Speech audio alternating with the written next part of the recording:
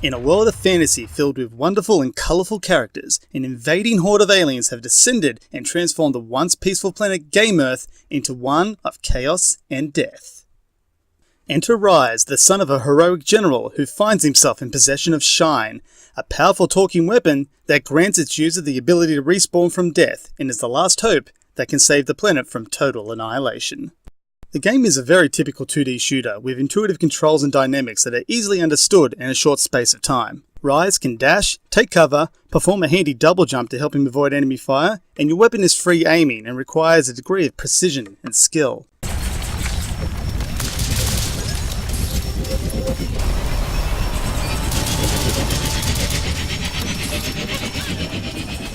As the game continues, Rise and Shine will get additional abilities, all of which are required to take out specific enemies in later levels.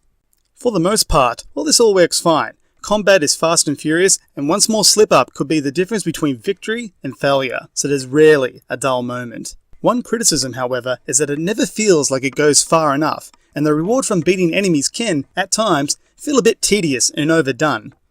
Another issue is that aiming with your crosshair only appears once you've pulled your gun out and is sometimes either hard to find on screen or isn't where it's supposed to be at all. On top of this, bullets seem to have a mind of their own, with many in-game examples of bullets flying completely off target as opposed to where you're actually aiming.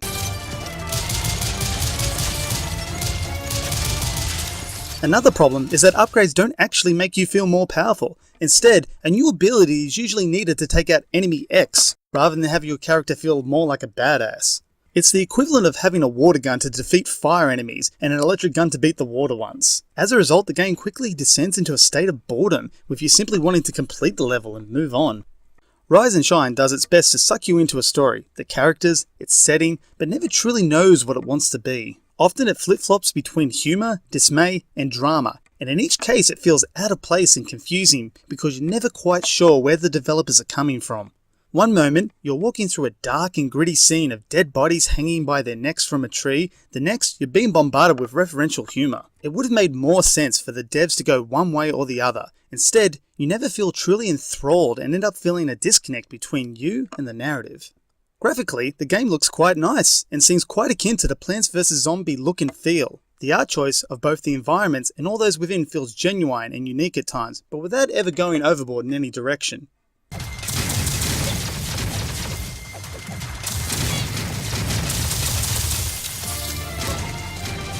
Something noteworthy, however, are the designs of the bosses, which really appealed to me and gave me that little extra something that many other games fail to get. Rise and Shine is an interesting game to talk about, and up front, it's hard to fault what's on offer here. The problems appear deeper under the surface though, and it feels like the game creators just never truly succeeded in any particular area that they attempted to. The combat feels less intrinsic the more you play it, the RPG elements are paper thin, and the story just isn't sure what it wants to be. It's like a runner that entered a marathon and got 65% of the way through and thought, this is good enough. And for its price, you're only getting about 2 to 3 hours of gameplay here. And due to the reasons I said before, replaying this just never felt like something I really wanted to do. Rise and Shine definitely gets a pass, and it's one to look at during the Steam sales, but know that it'll be more than a fling and not a full-blown love affair. Thank you for listening, my name's Adam, and I'll see you guys next time.